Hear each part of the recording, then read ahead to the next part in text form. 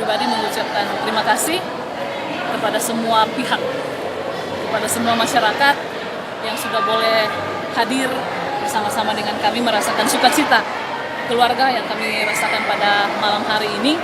Dan mengenai soal pemilu kemarin yang sudah selesai, secara pribadi juga saya mengucapkan terima kasih banyak kepada seluruh masyarakat yang sudah boleh mendukung, memberikan doa restu kepada saya, sehingga seperti yang kita tahu di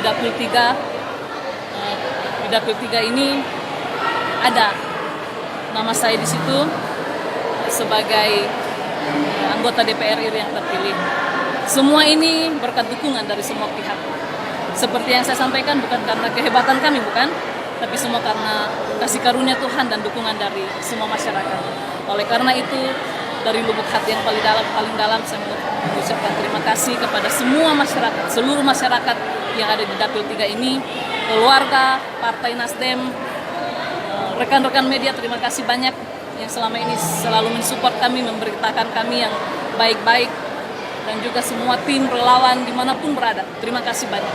Saya tidak bisa membalas semua kebaikan yang diberikan. Semoga amanat ini saya bisa bertanggungjawabkan dengan baik ke depannya. Ya, terima kasih banyak.